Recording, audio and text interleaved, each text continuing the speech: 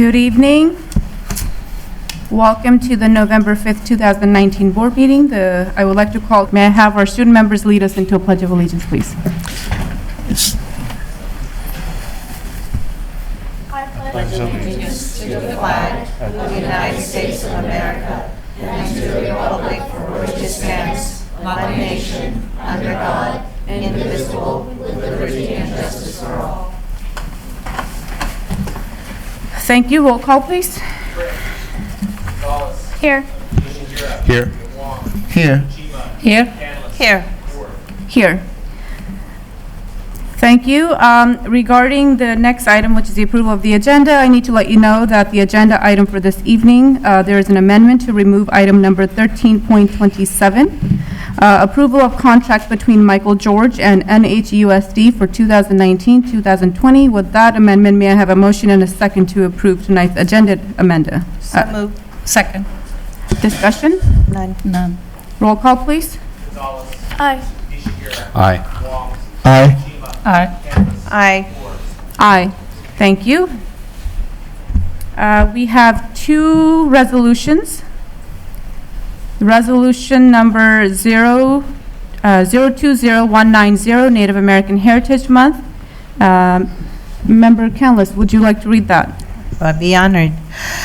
Whereas Native Americans are descendants of the original indigenous inhabitants of what is now the United States, and whereas the Native Americans were the first stewards of our environment, contributed to the unique identity of California, represented the early voice of Americas, the indigenous people of California thrive with a vibrant culture and society, and whereas Native Americans were the first human inhabitants of the land that is now Alameda County, and their culture is richly interwoven with Alameda County's diverse social fabric. And whereas the Muwekma Ohlone people inhabited the lands from the San Francisco Bay to the lower Salinas Valley, and whereas Native Americans continue to contribute immeasurably to our history, diversity, economy, and culture by distinguishing themselves as academics, entrepreneurs, and leaders. And now therefore be it resolved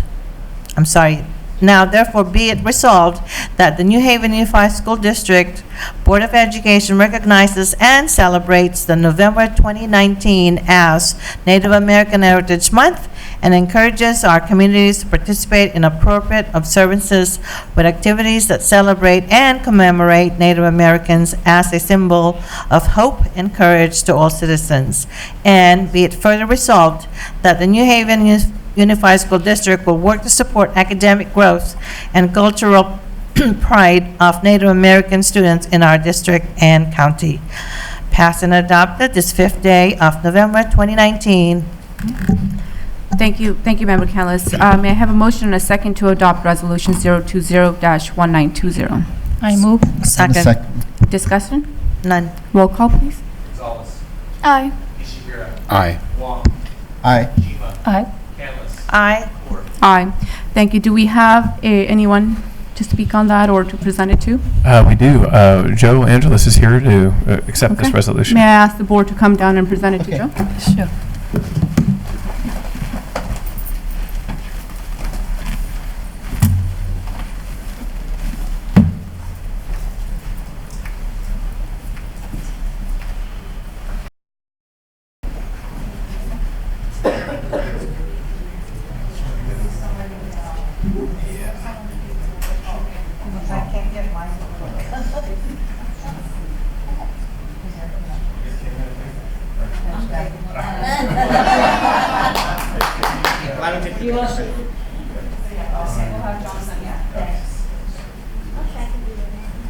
Great.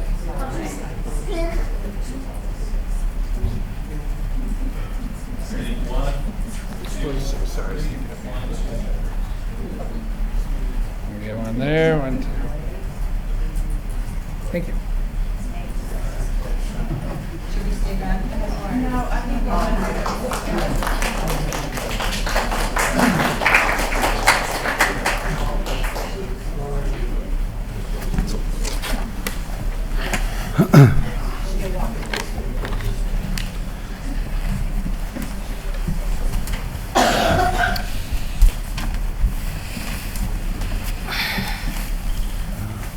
Good evening, President Kaur, members of the board, student rep, Dr. Thompson, district staff, teachers, and citizens in the audience. I just want to say thank you so much for this recognition of Native peoples.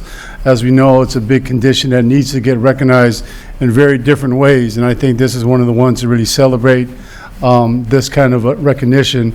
NEA, National Education Association, passed this past summer to open up all meetings with the recognition of meetings on the lands of Native peoples, wherever that meeting may be. So this is something we may want to consider too here when we have these kind of recognitions to recognize the folks who are here, quote, first. I actually want to share with you greetings from Chief Philip Irwin of the Chochenyo speaking tribe of Ohlone, which is the East Bay side of the Miwok tribe in Ohlone over San Francisco. The Irwin families are good friends, and so when I mentioned about this resolution, he was really pleased to come. Unfortunately, he had some illnesses, and so he wasn't able to make it here today. So he did want me to speak on his behalf. So if you're okay with that, I'm going to read his words to you. And again, greetings from Chief Philip. On this day, the Ohlone tribe would like to humbly welcome you to the territory of the Chochenyo speakers. We have lived here for thousands of years, and we are here still. We are a peaceful people and call Mother Earth our mother. We love and respect Mother. We ask that you respect her the same way. The greatest chief of the Ohlone Chochenyo speaking tribe, Felipe Galvan, would say, "You can stay on one condition, that you all are good." So again, on behalf of the Chochenyo speakers of Ohlone peoples, we want to thank you for this presentation and resolution of their history here in the local area. Thank you. Thank you, Joe. We have one more resolution, and that is resolution number 021-190, this for the Sikh American Awareness and Appreciation Month. May I have member Chima read that out for us? Thank you for the opportunity.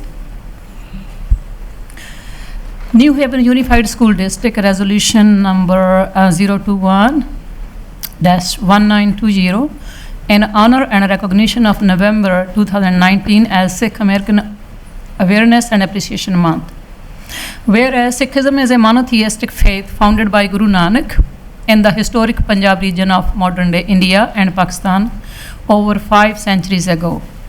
And whereas Sikhism is the 5th largest religion in the world, and today there are more than 50 million Sikhs worldwide, with an estimated 700,000 Sikhs living in the United States. And whereas Sikhs first entered California in 1899 through the Angel Island immigration station in San Francisco, California, and whereas Sikh pioneers initially worked on railroad projects and in lumber mills, and in 1910 turned to farming in the Sacramento, San Joaquin, and Imperial Valleys. And whereas Sikhs and Sikh Americans now have also excelled as doctors, attorneys, engineers, scientists, judges, politicians, artists, teachers, and small business owners in security and in transportation services and in other notable capacities. Whereas Sikh Americans have served in the United States military during the both world wars and through all subsequent wars until the present day. And whereas Sikhs and Sikh Americans make up a considerable size in population and have made important contributions to the social, economic, political, and cultural fabric of New Haven Unified School District, Union City, California, and the United States of America. And whereas on October 14, 1912, the first Sikh house of worship, Gurdwara, in the United States was founded in Stockton, which has been designated as a California historical landmark. And whereas the faithful service of the Sikhs and the Sikh American community to this district, city, state, and country merits appreciation as an integral thread in the fabric of American plurality. Be it resolved today, the New Haven Unified School District seeks to recognize the diversity of its community and afford all members the opportunity to better understand, recognize, and appreciate the rich history and shared experiences of the Sikhs and the Sikh Americans. Now, therefore, be it resolved that the New Haven Unified School District recognizes November 2019 as Sikh American Awareness and Appreciation Month. Thank you. Thank you, Member Chima. May I have a motion and a second to adopt Resolution Number 021-1920, Sikh American Awareness Appreciation Month? I move. Second. Discussion? Roll call, please. Aye. Aye. Aye. Aye. Aye. Aye. Thank you. And do we have any speakers on this before we do the presentation? We do. We have two speakers. The first one is Mr. Sahi, and then the second one, Mr. Singh. I'm sorry. Is that JP? Sahi. JP. Yeah. I'm sorry. It's actually Of her daughter. Oh, okay. All right. Wow.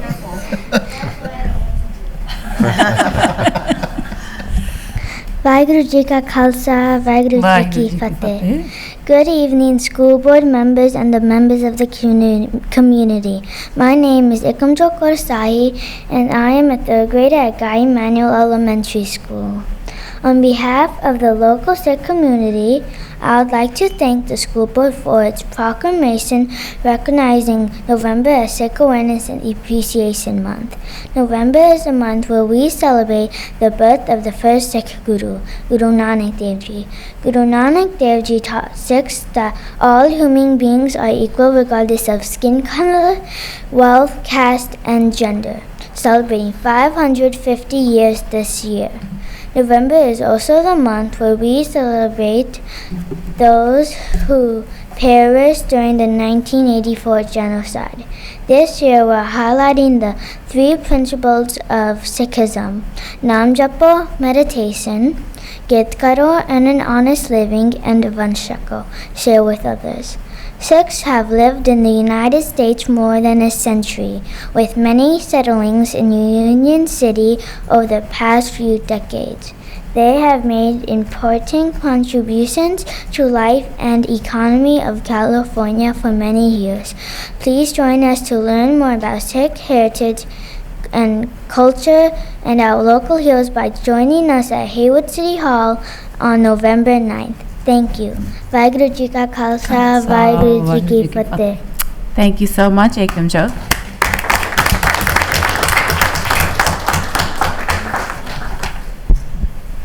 Okay, next we have, looks like Tejpal, this thing? There we go.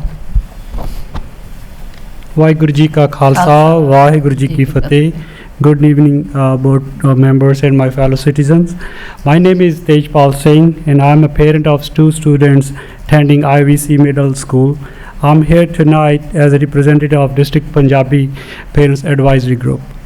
November is an important month for Sikhs. This year it is especially important like we celebrate 550th anniversary of Guru Nanak Dev Ji.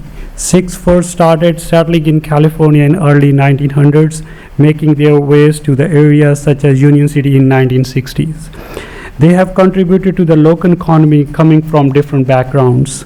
Over the past few decades, Sikhs have become an integral part of Union City, and especially within the New Haven Unified School District.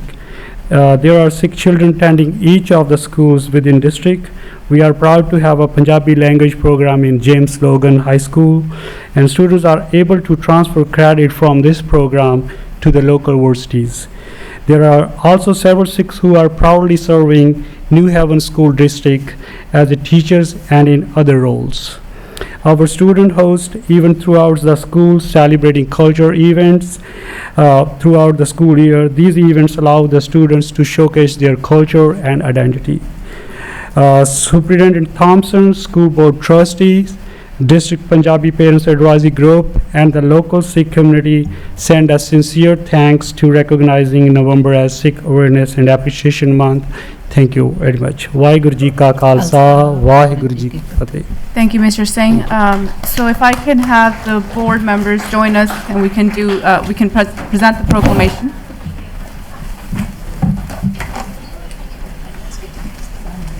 Yeah, this time I fixed it.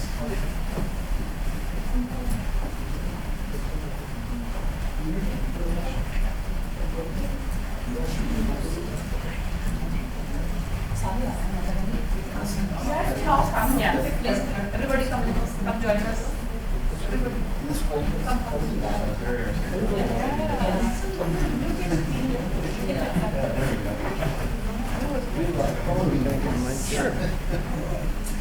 I'll do yours first. I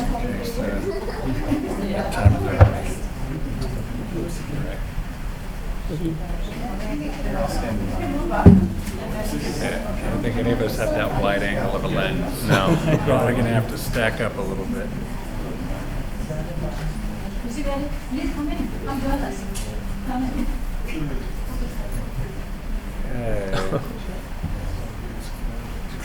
Okay. 1, 2, 3. 2, 1, 2, 3. Okay. Let me get one more here. Okay. Better get y'all in. Thank you. Thank you.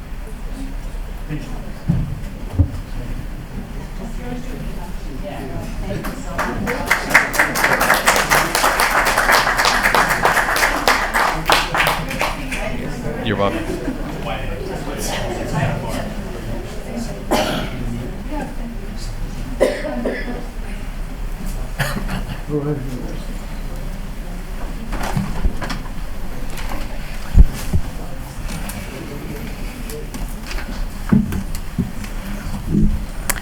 Thank you. Getting back to our schedule, we have two information items. 7.1 is the College and Career Pathway Partnership, dual enrollment partnership agreement with Ohlone Community College District 2000, District for 2019, 2020, and then for 2020 and 2021. Let's see. Yeah. Yes, it's just an information item. Are there any comments, or you guys have any? No, our Questions on it? questions, they Okay. were answered. Yeah. Oh, go ahead. Yeah, I think we already got a lot of them answered. Yeah. Yeah, so I think we did get some answers. There were actually a couple, oh, so there's not going to be a presentation then? Okay. It's just an information item, but if you have questions, we can have Scott address those. Okay, yeah, I think there was one, and we had mentioned, I'm not sure if I got the full answer on this. One is in terms of prioritization. In terms of students being admitted to the program, what I don't quite have a grasp on right now is if there needs to be any prioritization, what's the criteria by which we're saying which students are in and which students are out. And I think that we did have some discussion, but I'd love to have that kind of addressed here.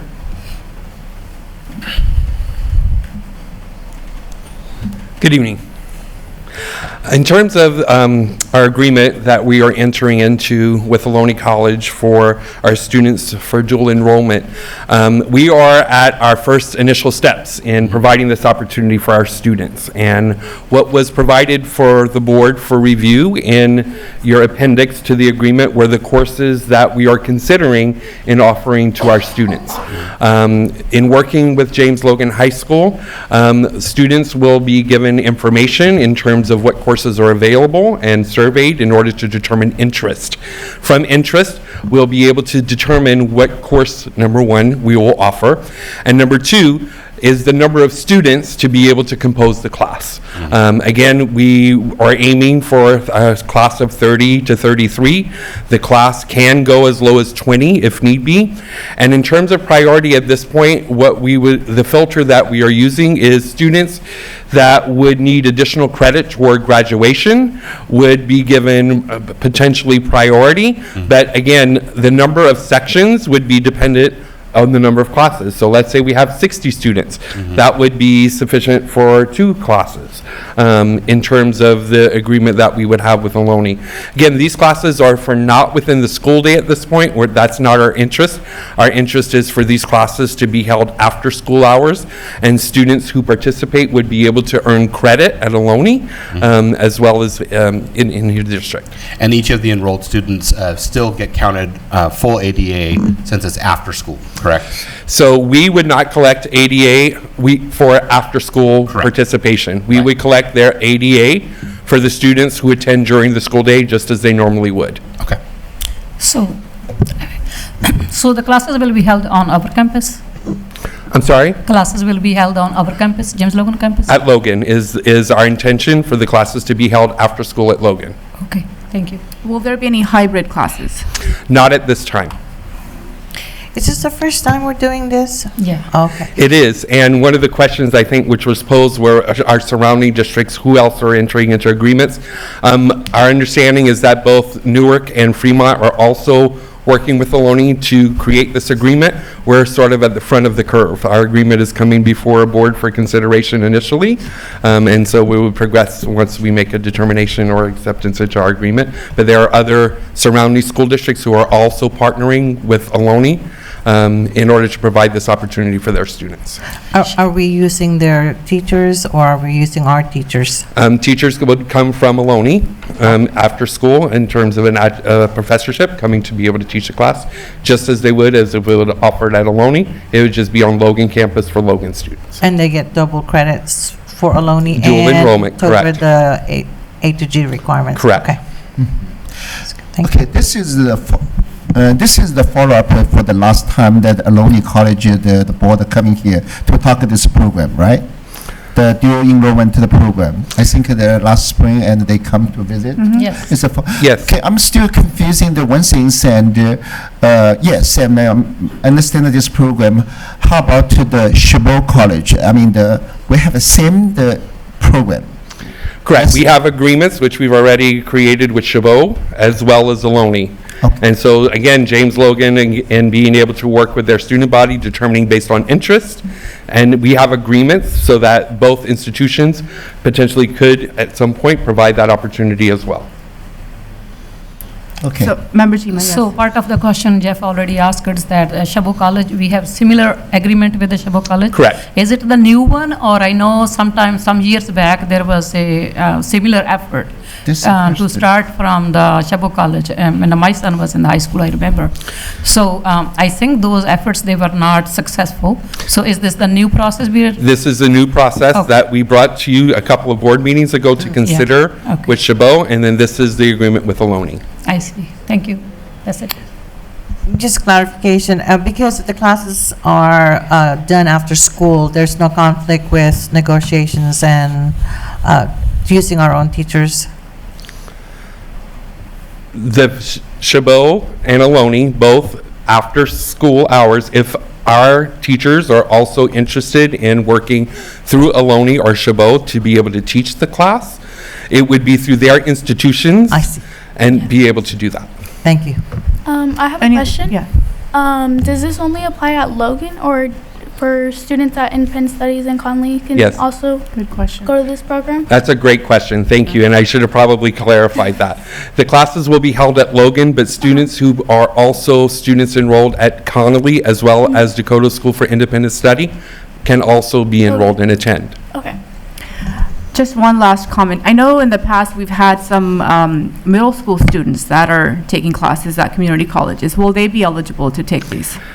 This is again for 10th, 11th, and Okay. 12th grade students at this time. Great, thank you. Any other questions? That's it. Thank you. So this is information item only. Moving on to the next information item is the New Haven Teachers Association 2020-2023 Collective Bargaining Agreement Sunshine Proposal and establish December 10th, 2019 as the date for the public hearing. I don't know if anyone has any comments or discussion. It's just an information item. All right, moving on to the items from the board and superintendent. We'll start with our student board member, Gonzalez. Oh, sorry. So far, at Dakota Independent Studies, last Saturday we had a couple students come work on the garden club, and actually this Saturday, there's another opportunity for students to come and work from 12 to 4 to earn community service hours. And so far, from what I've heard, that our school is actually trying to form the Gay Alliance Club for our school.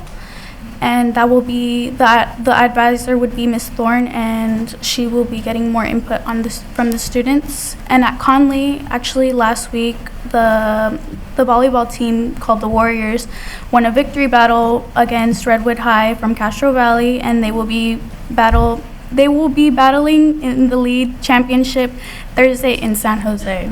So that's exciting news. That's exciting. And that's it. Thank you. Member Nishihara. Okay, so one of the things that I kind of want to have a conversation with the board about kind of the expected output of our committee meetings. We've been having committee meetings, and right now we give a very, very light presentation on what we've been talking about. Last time I gave a presentation. So what I'd like to get is kind of a collective understanding of what the entire board would like the output of those committees to be and how they're read out. And also like how granular we want to get. I mean, all of the different committees are probably going to have their own specific recommendations, like how granular do we want it to be. Tonight I've just prepared a very light update for our committee, but I just wanted to get a sense, have a conversation with the board to see what type of output we should expect here at the board. Go ahead. When this was proposed, it was my understanding that we are to attend so that we are able to be a part of the conversation and then bring whatever decisions were made to these meetings. I did not see a grander presentation in my head. I saw a summary, usually bullet points of what is important that's been discussed, no more than 5-minute report. That was my understanding, and I don't think it should be bigger than that, because it is just an opportunity for us to be a part of the discussions regarding how and what we will be doing, and including and inviting the community to be there observing what's going on, so that, for example, they know how we reach a decision regarding budget, for example. So I don't think it requires any huge reporting. Yeah, and I think more specifically, like, you know, one committee may come up with, you know, very specific recommendations, like how granular does the group want to see those recommendations? You know what I mean? Like, you know, we've got really, really tiny, really granular recommendations and kind of bigger ones. So what is the group in terms? Go ahead, Member Chima. So like Member Canlis has mentioned, that it's my recollection that because of the strike, the situation we were in, so we have to educate the larger community about the budget issues, that how we prepare our budget and how early we can kind of foresee the cuts if we have to make those. Because during the strike time, several community members, they have mentioned that, oh, how come they were not aware of the situation, budget situation. So this was one of the intentions, that we will involve the community members so that they are aware of the budget situation, and they will be in return helping us to educate the larger community.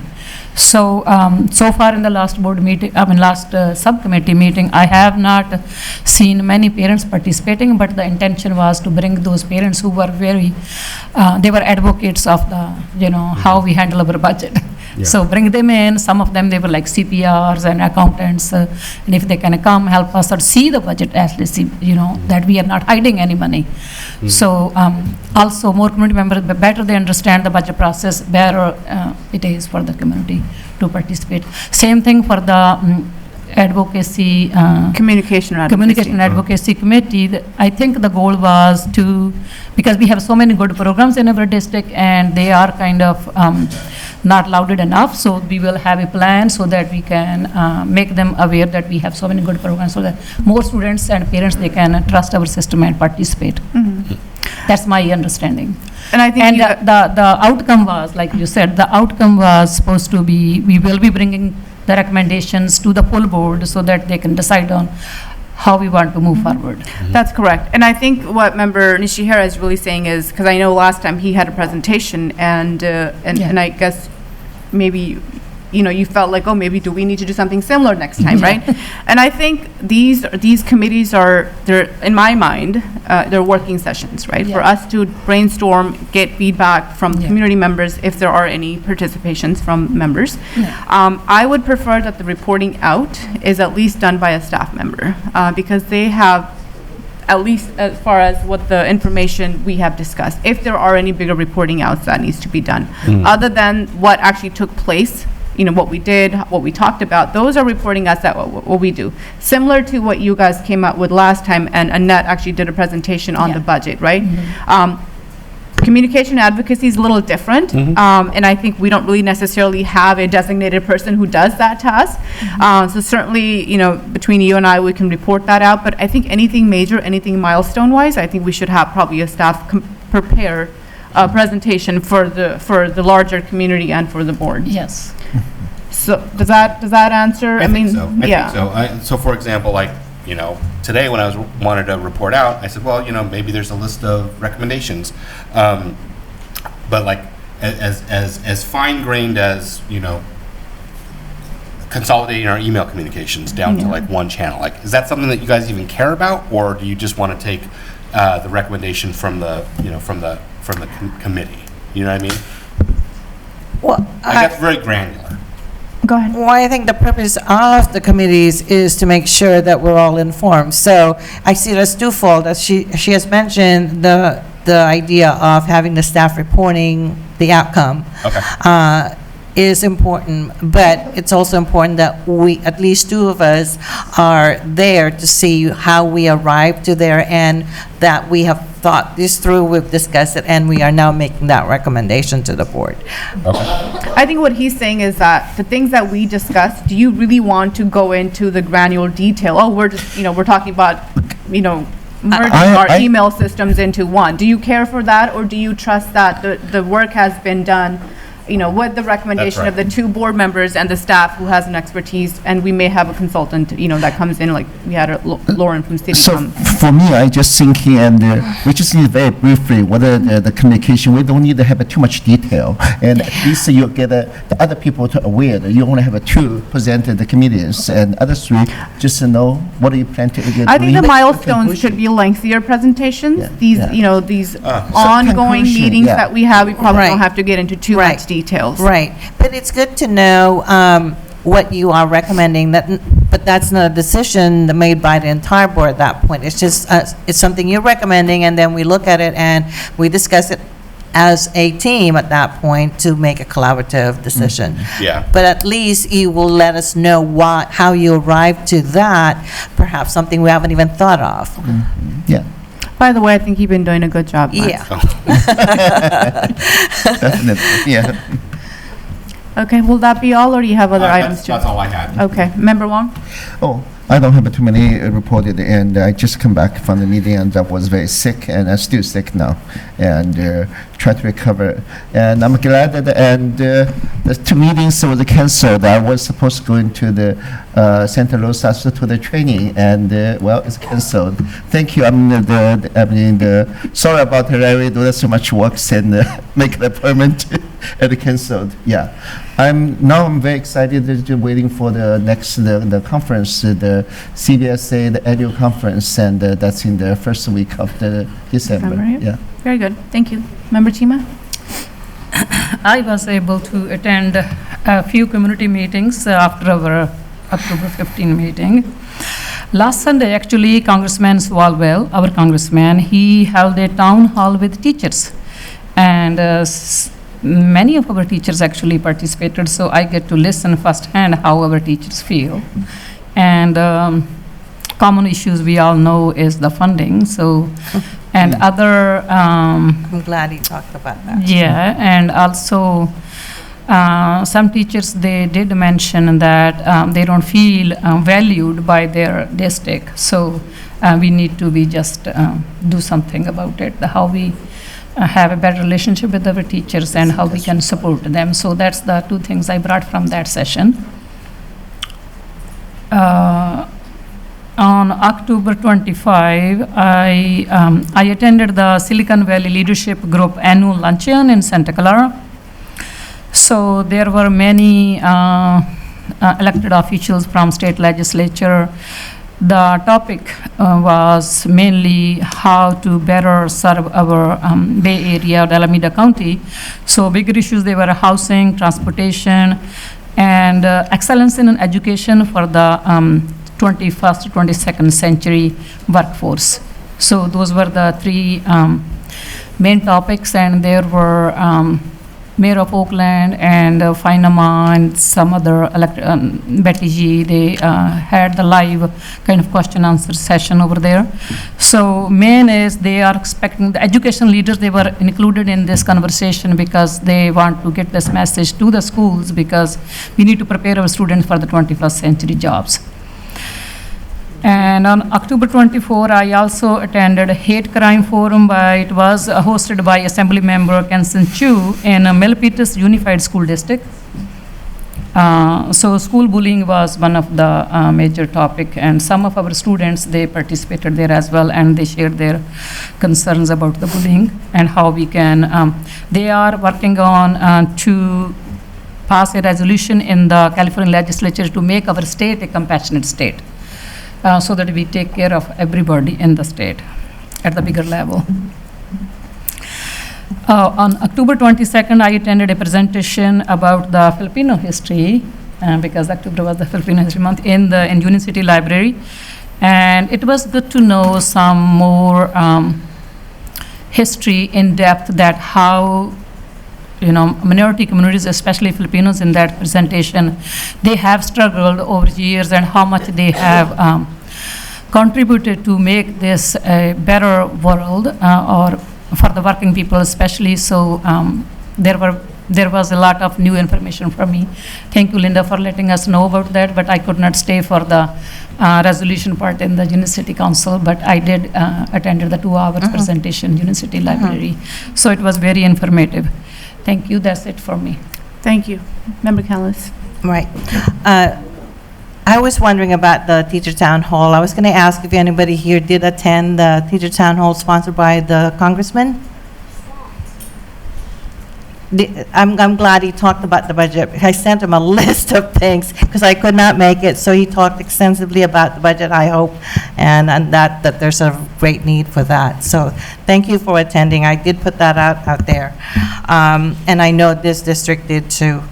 I would like to thank also the staff, everyone in this district working to support our kids, because I think there's a lot of things going on, and we have done a lot the last few months that we've had school.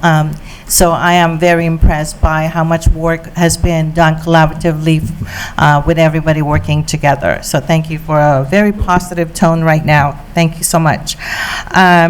Tomorrow at 7:30, we have the East Bay Coalition meeting from 7:30 to 9:30, and this is the group again that is working on looking for full and fair funding for our students.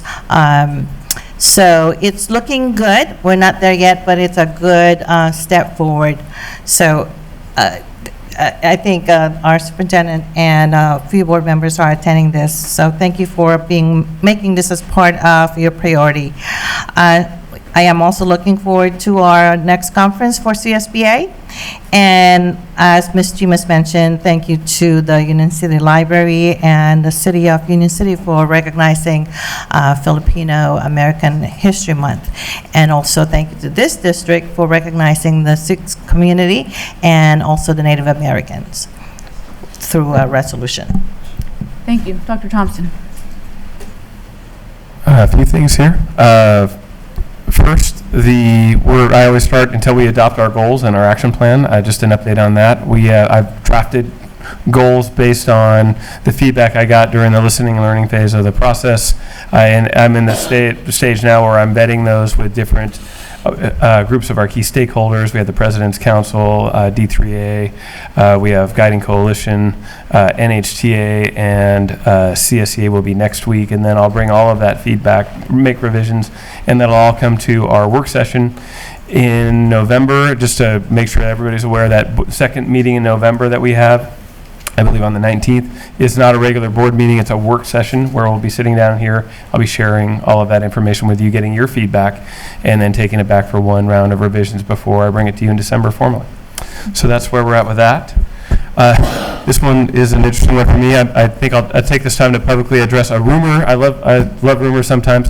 There's a rumor floating around that I have an agenda to close elementary libraries or replace the staff there with non-certificated staff. Just want to go on the record to clearly say that has never been my intention. In fact, I've had the conversations with some of our elementary specialists talking about the exact opposite, about ways we can expand and make our spaces even more engaging for our kids, because I do believe they're vibrant parts of our elementary schools.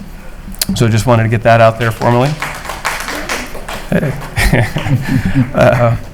And then we are at our communication and advocacy group meeting. Is one of the things we're talking about is better developing our social media outreach and platforms.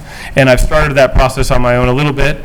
So I decided I would go and have some experts help me. So I went to the Logan High School kids, and they've helped us set up our some of our social media Instagram and Twitter accounts, and actually it resulted us in deciding we needed to hire an expert, and we're hoping to hire one of our students over there to really help us develop content and manage our social media platform. So that's an exciting opportunity for us, and hopefully for our Logan student as well. And that's it for me.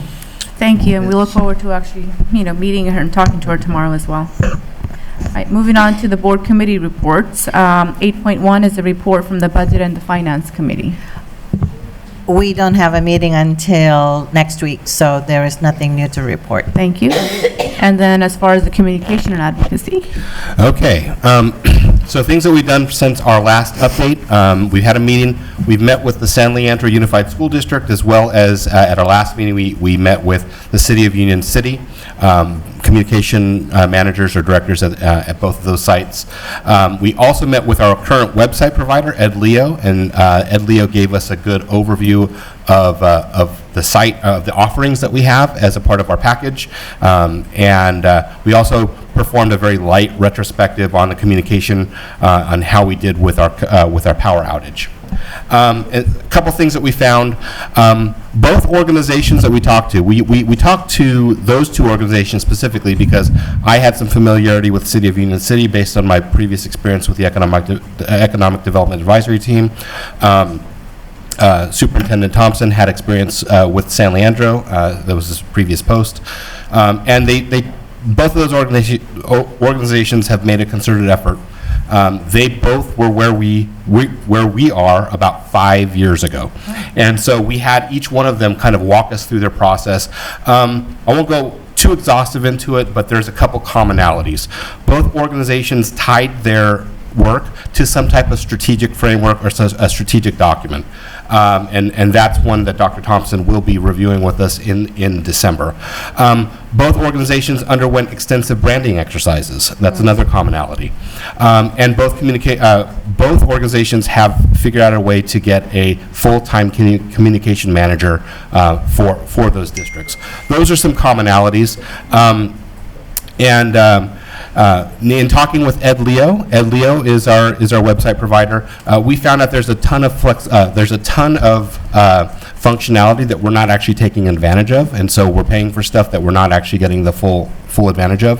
And so we kind of walked through, and this is, there's maybe a small handful of low-hanging fruit, specifically around, integrating Google Calendar into EdLeo, wiring on login with Google, and maybe exploring some themes that we have access to. Maybe not do a full site redesign, but maybe do just kind of a retheming and just kind of like, brighten it up a little bit. Yeah. And also maybe there is a content report that we can go through and make sure that we have up-to-date content and that we have, no dead links and things like that. So those are things that we're, I don't think that EdLeo will be the long-term solution, but at least for the next year or two, while we have more important things to focus on, that might be something that we'll continue with. What we're going to be doing next, our next meeting is tomorrow. And we're, there's a few things that we can do. Our high school student will be there, and I'd love to maybe start with a content analysis of our outbound communication, as well as we have a communication audit that we put together that we'd like to review with the team, and maybe a way to formalize our list of recommendations so that we can read it out to the board, so the board can look at it and ask questions if they want. Just a way to kind of formalize the recommendation process. Yep, that is a majority of what we got going on. Yeah. Yes. That's wonderful. That's a lot of great news. Thank you for sharing with us. And I know Evelyn from San Leandro, so excited about supporting us in doing this, and also Lauren. I saw her a few days ago as well, and she's so excited in helping us and pushing this through. So thank you for the wonderful report, and I am very excited to see what's coming up soon. Great. For our district. Thank you. And yeah, I actually want to put in one more. And in the beginning of the October, and I was help the CSBA do the validation about the project, and they are did in the San Angelo, the school district. I went to there. It's amazing, and especially very impressed to me about how branding themselves and introducing so, and I'm glad, and I think maybe we can talk more, and the Dr. Johnson will talk more about this in the other sessions. Great, I feel good impression when I in the school district, the San Angelo School District. Well, the two meetings that we did have been very, very productive. And the two experts that we met, both from the city side and the San Leandro side, completely supportive and very transparent in their process. And it really made us feel like, you know what, this is something that we could easily do. And in that process, we also realized how much we have way more than what they have. I'm not going to go into, the actual discussion, but it seems like we have a lot more programs that are, our community needs to know. Yeah. For sure. I think we even forget what we have until it's right there, in our face. So the two meetings have been very productive. I'm actually looking forward to the meeting tomorrow and meeting the student who's going to help us launch our social media platform, a bright student from the Cybersecurity Club. Cyber Patriots. Okay, very good. Well, thank you. Yeah. Thank you for that Good report job. out, Lance. Thank you. Moving on to the next item are the public comments. Are there any visitors on topic not on the agenda? Yes, let's see, let me grab the right stack. So we have 4 not on topic, or not on the agenda. First one is Ed, oh boy, I need my glasses. Saran, no science teacher at Kitayama. Hi, yeah, so I'm Edward Shirani. Sorry. My son is a 4th grader at Kitayama Elementary School, and science there is still being taught by a long-term substitute, not by a credentialed science teacher. And I just want to know why there is no science teacher at Kitayama Elementary School. If I can just comment to that, we just hired one today. So Really? you should have, really. A credentialed science A teacher. credentialed science teacher. I hope that's true.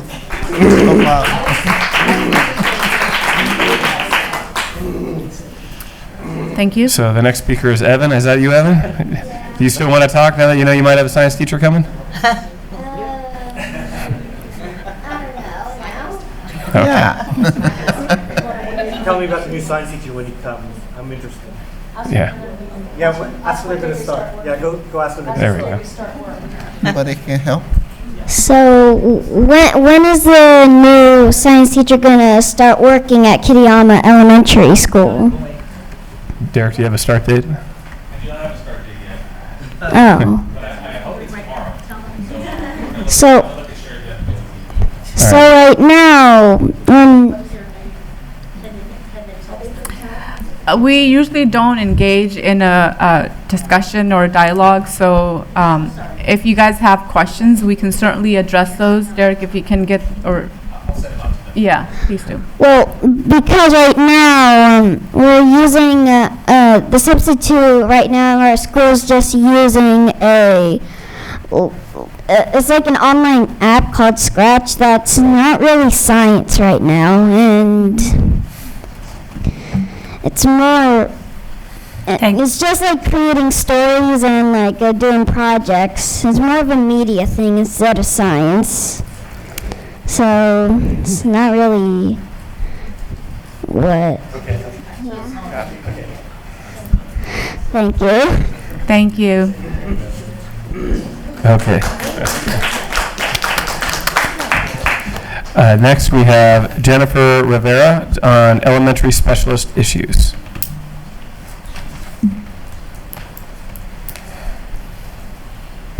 Hello, my name is Jennifer Ravera. I've been teaching in this school district since 1999. I'm a music specialist both at Kitayama for 4 days a week and at Alvarado Elementary 1 day a week. This is my 26th year of teaching. You may know me as Jennifer Carini. I got married this summer. So if you don't know my last name, that's wondering. different. I'm speaking to you tonight because when the decision was made to increase our class sizes in grades 1 through 3 to 30 to 1, it had some repercussions to the specialist classes in our elementary school that I think were unexpected to all of us, including our district and certainly our specialist teachers, and it really had some problems for our students that I don't think the board is aware of. Okay, and so I want to let you know about some of these, especially from the music standpoint, as that is my area of expertise. I teach the exact same students at Kitayama this year as I taught last year. But because the class sizes are so much larger, they've been squished into 4 days instead of the 5 that I used to teach. So instead now, I get to teach 20% more students at Alvarado. And if you ask, well, why Alvarado? Because there were 2 teachers, one at Ciro's and one at Alvarado. One resigned, then moved to another state to be closer to her family, and the other one retired. And that's at Alvarado. And so now there are 4 people teaching music at Alvarado Elementary. One teacher, we were lucky to hire somebody at 40%. Luckily, it's a woman who had been in our district before, a wonderful music teacher, who'd only wanted to work 2 days a week because she has a 3-year-old child. She works there Tuesdays and Thursdays. I work there every Friday. Mr. D'Souza, who's in the audience here, thank you for being here, works 4 periods on Wednesdays. But then we have 2 periods left over. So the science teacher at Alvarado, the science specialist, teaches a 4th grade and a 5th grade class, Miss Bartlett. And Miss Bartlett has given me permission to speak on her behalf here. She does not have a music credential. She doesn't know how to teach music. She knows nothing about music. And it's very stressful for her. She's teaching the science of sound. These 4th and 5th graders should be learning how to play instruments, sing, and follow the state and district standards of music education. We have an award-winning music program right now at both our middle schools and the high school. This is not the direction we need to be going in this district. If we start doing this now, the Logan Band program,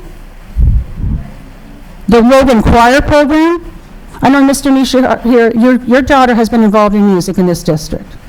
I taught both your children, Ms. Chima. Yes. Ms. Canlis, you have seen the ukulele program I had both at Cesar Chavez and at Kitayama. Ms. Gonzalez, I taught you for 3 years at Cesar Chavez, and I'm so proud to see you in a position of leadership here. I hope you are still singing somewhere, because you need to be. You had many solos for me, I remember. I know Mr., okay. Can I say one quick thing, Mr. McNamara? Go ahead. May I say one quick thing? Alvarado Elementary is the only school in our district with no after-school music program taught by a music specialist, because there are not enough teachers to do it. It is not equitable for the students of that school, and that's a large school in our district. Thank you very much. Please think about your decisions next time. Please think about what your personnel department is doing when they're not thinking in advance. The students are suffering. Thank you.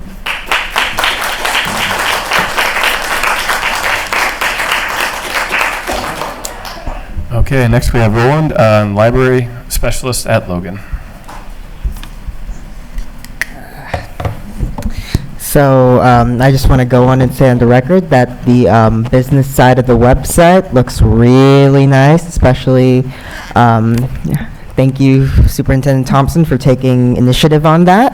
And so, good evening, Board Trustees. I am here as a representative of the student body of James Logan High School, and I'm here to talk on an issue that affects many of my constituents. The libraries at Logan. Now, I understand that Superintendent Thompson said on the record that the libraries for the elementary schools are not under threat. But my constituents are high schoolers, they don't go to elementary schoolers. And many of them sit at the library in the morning where it's 50 degrees because it provides them an area to sit in and do work and even print.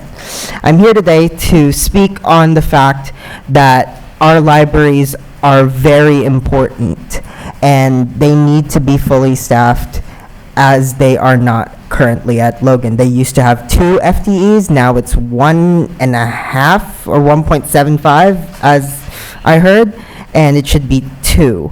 And then and this is because of the fact that as someone who's worked at San Mateo County Libraries, where they have one 3D printer in every single one of their 16 libraries. Millbrae Library has 16 3D printers, all for free use by the public. I've had to make plates for people because they want to make plates with their 3D printer time. And so it shows the fact that if a county like San Mateo, a county like Santa Clara are mass investing in their libraries, we should too. Thank you.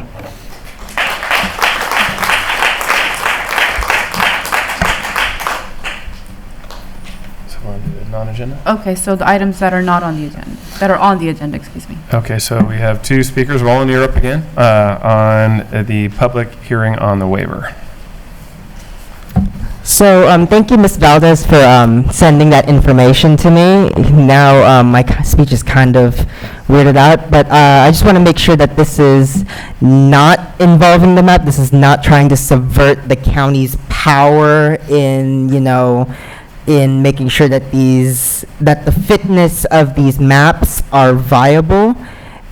And so I'm speaking here today to make sure that, this waiver is just to make sure that, a public vote doesn't need to happen instead of the county doesn't need to look at it. The county still gets to look at it, right, under this waiver? And that's what we're all here speaking about, because we want to make sure that the county gets to check it as well, because the county is a better equipped government entity to review the fitness of these maps compared to the state of California, which honestly should be having a more macro role in these things. Thank you. Okay, next up is Gavin on the waiver, same topic, waiver trustee, request by trustee. Yeah, we probably should have had these during the hearing, but that's okay. Would you rather do it during the hearing, or we'll have the public hearing, you can talk, or do you want to do it now? I can do both. Well, because I feel like, so I'll go now, but Okay. I do want to just say, so I've been very active coming to the board meetings. I've been to every board meeting. I've been here. I was here through all the public hearings on the trustee maps. And I don't understand what the path forward is. So whenever I saw this waiver on the agenda, again, probably I might be overreacting, just like I was concerned about way back with the SRO not being at Logan, and right, and we had that whole thing. It was made clear afterwards. But what I do know is that the California Voting Rights Act was passed in 2003 to protect, to help protect or enable protected classes to be able to elect candidates. Although we can disagree whether or not the board in approving MAP 2 met the actual letter of the law, I do believe, and I know that this board violated the spirit of the law.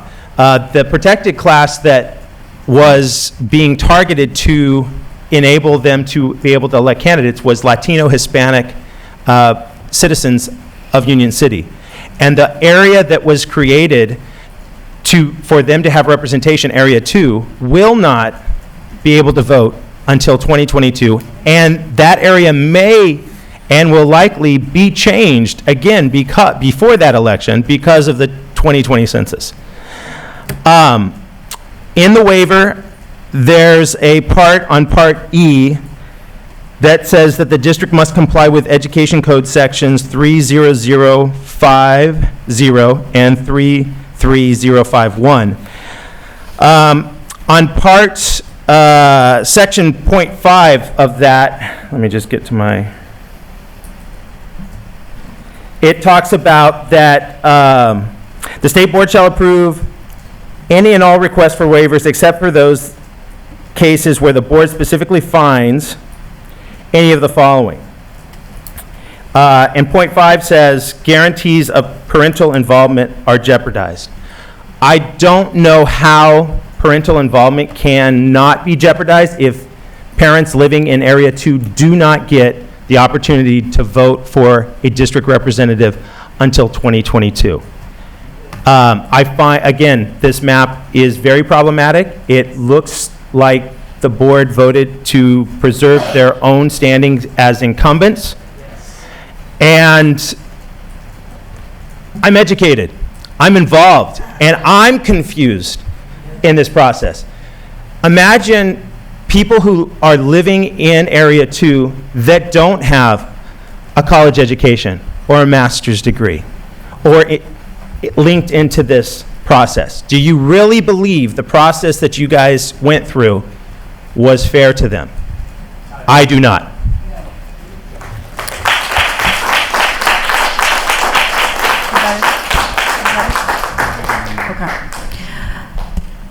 Thank you. We will now convene a public hearing on the submission of a general waiver request to be approved by the State Board of Education in accordance with Education Code Section 33050-33053. Under Education Code Section 33050, the board must hold a public hearing to consider the submission of a waiver request to the State Board of Education to waive all or portion of the Education Code. As part of the public hearing, members of the public may submit comments on a proposal to submit a waiver request to the State Board of Education pertaining to the requirements in the Education Code that a change in the district's election system from an at-large election system to a by-trustee area election system be presented to the electorate of the district. Speakers will have 3 minutes to make comments on this matter and this matter only. And how many speakers do we have on this matter? I kind of messed up. We had the 2 speakers that should have been speaking now, but they already spoke. So Okay. if you have anything else you'd like to add. So, sorry about that, but That's we had okay. to. Nothing additional to add?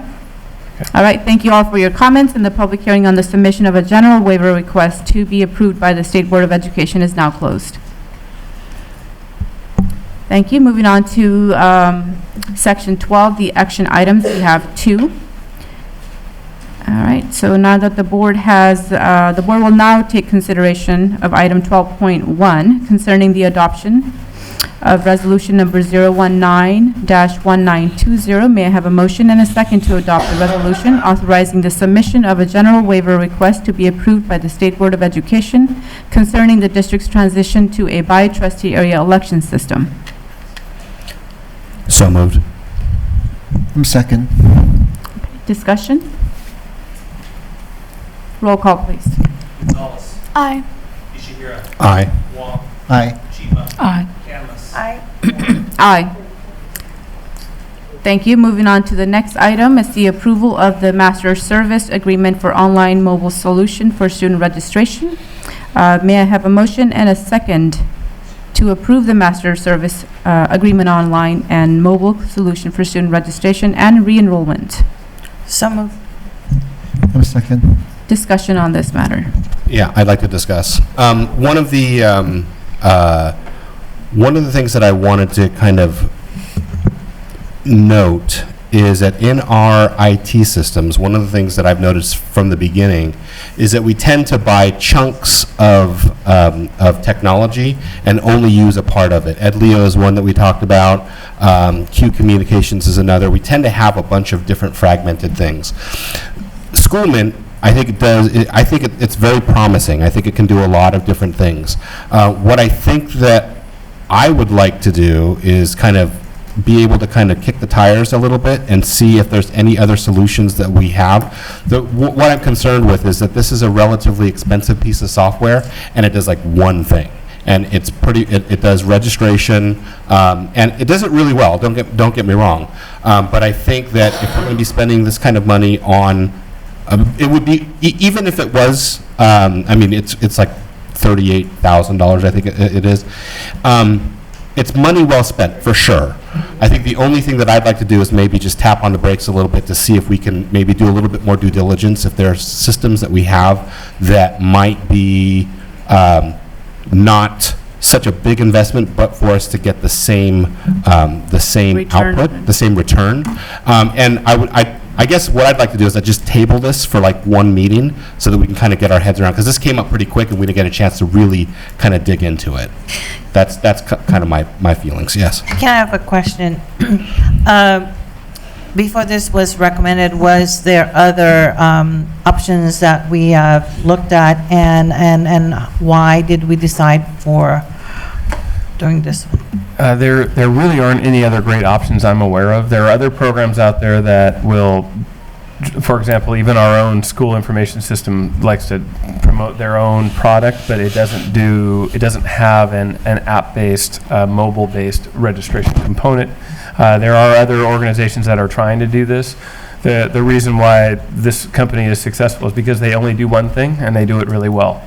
And it has revolutionized, for example, in San Leandro, where they're using it, it has changed the entire way that parents interface with enrollment. So this is something that we have a rather significant need around, as I think we would all agree that when I was out and meeting people and interacting with the public and our parents and our families and the community, this is one glaring area of need. And it's one way or the other, you need to have a really functional online way for students and families to enroll, and we do not have that. This is the best system I'm aware of, and I know of some of the other ones. We can, if the board's more comfortable, we could table it for a month. It would go till December. I was pushing it because we're trying to have this in place. We're starting enrollment in January, and we are going to go back to our old paper folder system of doing that. And if School Mint it's going to take them a couple months to integrate fully with our system and build it out. If we push it off to our December board meeting, it would push the implementation date of School Mint, if we went with it then, from February 1st, which is about what it'll take between now and February. If we approved it tonight for them to get it up to speed, it would push it back about a month until March. Not the end of the world, because there's not the enrollment really picks up after that, but it is something that I would be, I want the board to be comfortable with it, and I don't know of any other program out there that's better, but if there is one and we want to take a month to pause, we can do that. Yeah, to be clear, I completely agree with the superintendent. This is an important need. I think what I'd like to avoid doing is maybe getting too much into kind of technical debt, where we get focused on one system and then we train everybody on one system, and then at one point we move to something else. And so I think maybe 1 month should give us about enough time to kind of kick the tires on maybe a couple other different options. I'm happy to re-entertain it maybe in December after we've had a chance to kind of look at what some of those other options are. So that was my question. What was your timeline in your head? So is 1 month going to cause a lot of problem if we... He says it pushes us out to March, which isn't really a big issue, but I think in his mind, he wanted to be more proactive. But, right. It shouldn't be an issue in my mind, and I don't think it's one way or the other, you have to have something in place. We have to have something in right. place. That's not a question, I think. That's something that we need to do. It's just a matter of time that you wanted to look at other options. Yeah. And we'll know. I mean, honestly, we don't have a meeting between now and the next meeting. But we could schedule one possibly. Yeah, because I'd love to kind of maybe pick your brain and maybe talk a little bit. I could even have them come in and perhaps present to the Communication Advocacy Committee meeting if we could schedule one. I think that would be reasonable. Okay. Member Tim ahead. You can go. Okay. My question, follow this one, and according to the contract, so there are two parts. One is the transfer the management, which is start up the package. One is annually, right? I'm sorry. Annual, yes. There's the annual. You're right. The annual charges. One is the setup the one time. That's correct. So since we have a setup fee, we want to make sure we can continue. That's right. If we're going to invest the money in the setup, we want to make sure it's something that's long, that we have longevity. At least think about 2 or 3 years. That would be. I don't. In my research in doing this, the reason why this company is really doing well is because there isn't another product out there that does it this well. Yeah. So, someday somebody will catch up with them, and a fully integrated school information system may develop this kind of capacity, but it doesn't exist now that I'm aware of. But we can take a pause for a month, and before we invest the money, make sure that the board feels really comfortable with it, because it is expensive. It'll probably, in the end, save us money in the long run from lost students and families, which we are losing now. But a month isn't going to be the end of the world either. Okay. Do you know how many district are using this one in the Bay Area? There are districts across the country that are using it, yeah. And so I don't know the total. I'm talking in Bay Area. Locally, I believe Oakland's using it, San Leandro's using it, Napa's using it, and I know the folks in San Leandro and Napa really well, and if you can make them happy, and it's a pretty good product. Okay. Yeah, to be clear, we're fully aligned with the outcomes. Yeah. Just want a little bit more time for evaluation. Yeah, that's fine. Okay. Member Shima. So I had the similar comments that because this is ongoing expenditure from the general fund. So how about the other districts? What are they using? Like Fremont, Avard, the other school district. What kind of system are they using? There are a lot of districts that aren't doing this very well. There are districts that are using School Mint. There are some other products. For example, Aries has their own online portal, but it's very cumbersome and not very user friendly. So some people are trying to use that. I see. And this is just a, like I said, there's no other product out there that is quite as user friendly, both from the parent side and from the district side. So they're limping along in different ways to answer your Thank you question. so much for addressing this need. I know it's a glaring need, like you mentioned. Thank you so much for that. And also, I appreciate your flexibility in allowing the board to take more time to, you are not taking it like, okay, my ego thing. So No, we need to be on board. Thank you so much. I really appreciate that. You're welcome. Thank And you. we need to all feel comfortable with this moving forward. And I think you've done a good preliminary intro to this by sending us the board communication. One question that I do have, I think most of it is pretty explanatory what the service includes, but what exactly is a school finder and what function does it have within the system? Right. The school finder is, so if you're a prospective parent or a New Haven district parent, you would go into our website, you would click on the enrollment sorry, it's getting late. The enrollment section, and then it would say, find your school. And you would go in and you would type in your address and it would pop up the schools within your attendance areas. And then it would it's our opportunity to really showcase the school where it'll highlight the different things in a nice, very accessible, user-friendly way that allows us to kind of market and highlight the different things that each school are doing. So it just orients you to the schools that you, based on where you live, will be enrolling your student in. And I'm also thinking that if it would help at least, address some of the comments and concerns that we have, have they assessed our current paper folder system, and what can they promise us? What are they telling us that it can do, right? Yeah. Essentially, there will be, as a parent, there will be the only paper you will have to really provide, and you don't even have to provide it, you can take a picture of it, is proof of residency, proof of your age, and then you could conceivably start and finish enrollment with only coming into the Central Enrollment Center once, and that's simply to verify that you are the person who is enrolling the student. And that can be done. You don't need an appointment. You just walk up at any time and you say, I'm here to provide proof of identification. And you're in and out of there within minutes. So what now takes sometimes weeks, as some of you know, before you can even get in you can be done online with only having to come in once without an appointment and be out in minutes. So that's how it can change things. And I think we've had many discussions on the enrollment and the decline and the customer service aspect. So I think we certainly appreciate you bringing this to our, to the agenda. I think it may have been too soon. And as you have heard here. That's okay. So with that, and I think we appreciate the flexibility, and I don't think we're going to be in any harm's way if we wait another month possibly. Further discussion on this? Any other comments? Questions? Okay. May I have a roll call, please? No, you have to have a different motion. You can just, there's a motion on the table. So you have to have a different can we motion withdraw now it? to table it. Who made the motion? Linda, so you can withdraw the motion? Yeah. Yeah. So why don't you just withdraw the motion and we'll table it? I would like to withdraw my motion. There you go. Okay, so we'll go ahead and table this for the following board meeting. And if you have in the meantime any additional information that you can send us via board doc or board communication, that would be appreciated. Like I said, I think I'll try to schedule it. We'll talk about it tomorrow, communication advocacy, and maybe we can schedule something before the 10th. Yeah. That'd be great. Thank you. All right, the next item we have on our agenda are the consent items.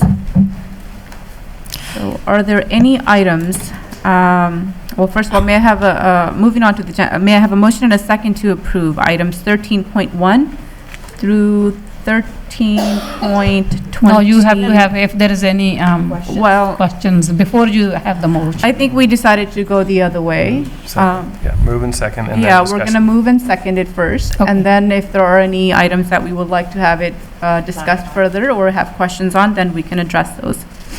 Motion and a second to approve the items 13.1 through 13.26, and then 13.28 through 13.29. I move. I'm second.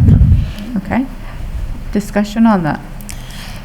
On the minutes from the last board meeting, Yeah. page 2, when there is it's kind of in the midway, the second paragraph of the local indicators are basic conditions. Are you there? Page 2. Page 2. Okay. So then it says district has performed this self-assessment and last night shared it with the board. Please click here to see the local indicator update presentation. There is a no click here. I mean, there is a no link here. Huh? The link doesn't work? No. So it's not a hyperlink. Yeah.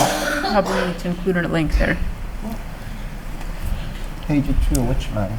Which Second paragraph, third, last line, last but one line. Item 7 or the item 6? Page 2 of 7. Item 7, right? Second page, page 2. So it's Yeah. still 6. No, 6, item 6. Item 6, okay. Yeah. Oh, I see what she's looking Yeah. Yeah. Which paragraph? The The third third one? one and the last sentence of the third paragraph. Yeah, please click here to see the local. So you're just asking to have the hyperlink added, or the link Yes, added to that? added, to right. that. And also, when there is the information items from the board members, there is a member Chima, it says, shared that Mission Valley ROP hosted a luncheon for C-Tech grant. It's a C-Tech, T-E-I-G. Remember we applied for the C-Tech grant? It's the same grant. James Logan High School got the money too, yeah. It's C-Tech. That's it for this item. Okay. Any other comments or questions on any of the items here? No, not for me. No? Okay. Roll call, please. Gonzalez. Aye. Ishihira. Aye. Wong. Aye. Chima. Aye. Yamas. Aye. Kaur. Aye.